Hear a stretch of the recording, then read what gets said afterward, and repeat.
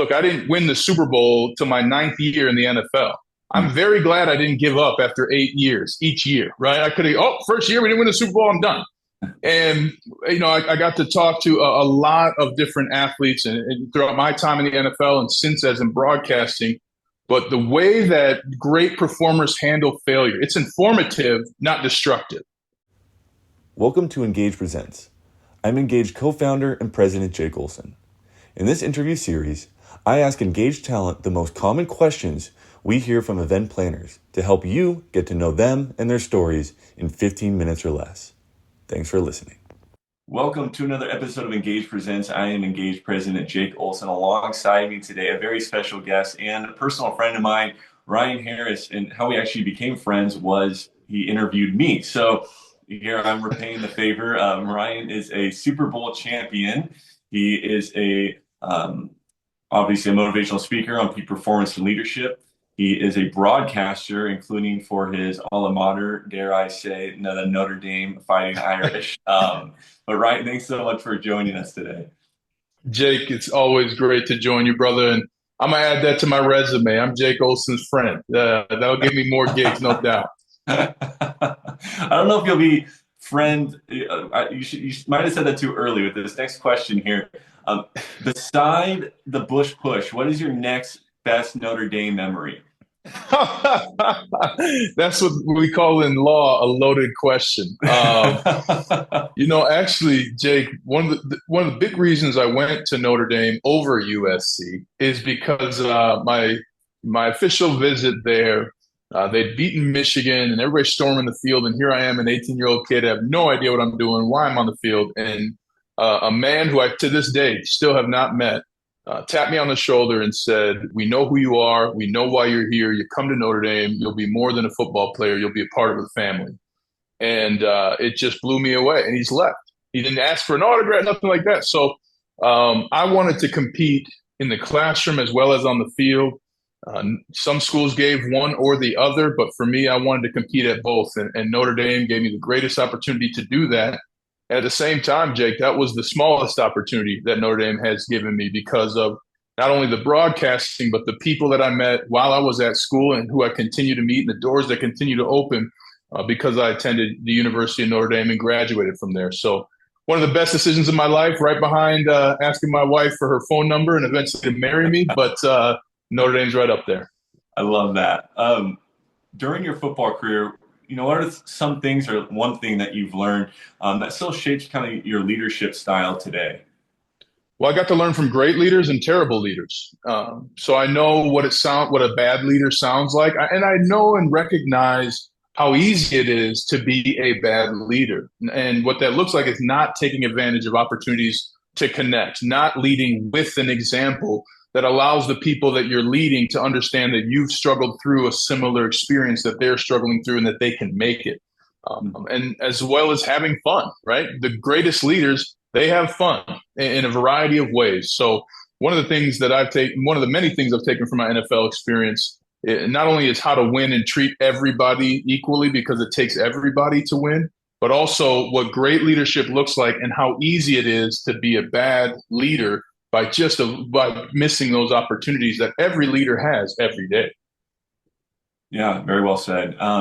You were part of that Super Bowl champion team, the Broncos, the Super Bowl 50. What did you learn that season in particular that really kind of taught you what it's like to be part of a winning culture or a championship culture? Well, the first thing is you only win on purpose. So you have to have the preparation and full intent to be successful. And it's very easy to say, oh, this is success. Winning 4 games is success for some teams in the NFL, right? But in addition to winning on purpose, you have to have a team that is unselfish. And what that means professionally is not only am I going to do my job, but when I'm playing next to Jake, I'm going to make sure that I know so much about Jake that I know when he might be confused. I know what it might sound like. And so I'm also going to do my job and help my teammate. And one of the ways it manifests itself, we were playing the Pittsburgh Steelers, and there's a guy, James Harrison, who I was going to be going up against. And he put Vaseline on his muscles. He had the biggest biceps, I think, in NFL history, legitimately. And DeMarcus Ware, a Hall of Fame teammate of mine, came up to me and said, "Hey, you're going to go against James Harrison, right?" I'm like, "Yeah." He's like, "Okay." He's going to throw that rip move in, which is where you throw the arm up by the armpit. I was like, "Yeah, he does that to everybody." He goes, "When he does that, pinch your elbow." I thought, okay, my coach didn't tell me this, but hey, DeMarcus Ware is telling me I'm going to do it. Sure enough, the first third down, he threw that rip move. I pinched my elbow, and he goes, "Oh no!" And I had a good game throughout. So that kind of effort. Here's a Hall of Famer who is the best at what he does, taking time after practice to make sure that the offensive player that he knows is going to have every tool to succeed. That's what creates success. And then you got to have fun. You got to be able to laugh. Can't laugh as much on the field or when it's time to work. We all get that. And you have to find time to laugh with your team so you are impervious to the obstacles you will face together. So, number one, you only win on purpose. Number two, you got to have an unselfish team. And number three, you got to have fun. I love that. I love that little story too, man. I'm sure you got just millions of those. What's one trait that separates high performers from everyone else? That's a tough question. One trait would be hard. I think, the one thing that separates great performers from everyone else is how they approach failure. Look, I didn't win the Super Bowl till my ninth year in the NFL. I'm very glad I didn't give up after 8 years, each year, right? I could have, first year we didn't win the Super Bowl, I'm done. And, I got to talk to a lot of different athletes and throughout my time in the NFL and since as in broadcasting. But the way that great performers handle failure, it's informative, not destructive. And where most people fail at performances, something goes wrong, which is inevitable in success. And they succumb to that obstacle. They succumb to the thoughts of the situation. And I know because I've been there at times, 3rd and 12. Oh, we're not going to make this. Oh, no, we just converted it. Like, I got to change my mindset. So the great performers, they take instruction from failure. And people who fail to perform their best succumb to failure. I love that. I absolutely love that. Ryan, another kind of topic you speak about and that you're passionate about is financial literacy. Why is that important to you? I want to make sure no one else makes the mistake I did with their first $1 million. Right? I blew my first $1 million as a 22-year-old in the NFL in a variety of ways, and in the ways that many people viewing this would probably blow $1 million as well. First, starting with the IRS is taking 35%, Jake. You know what I mean? But that's something where financial literacy is so easy to begin. And really, people call baby steps. I call them launch points. Once you buy one share of one stock, your language around money changes forever.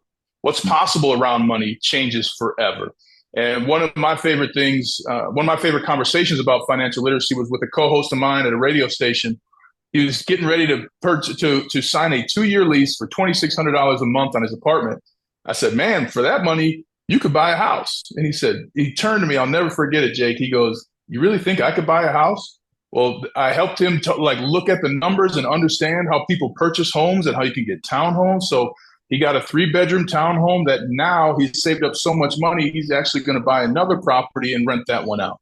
And this is somebody who's breaking generations that lacked wealth. And he's going to be the first member of his generation to build wealth for his family and for his loved ones. All of us have that capability, but we're not taught it in school, and we're rarely not taught on the fly when you have money. So it's really important, especially in communities that have suffered socioeconomic distress, to really educate others, especially youth, at the opportunities they have with their money.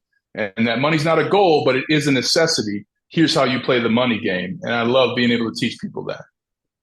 It's very important and, like you said, impactful for generations, which is really cool to know you're doing that. Ryan, you do broadcasting, and with broadcasting comes, preparation for a game, kind of going through what you're going to have to talk about.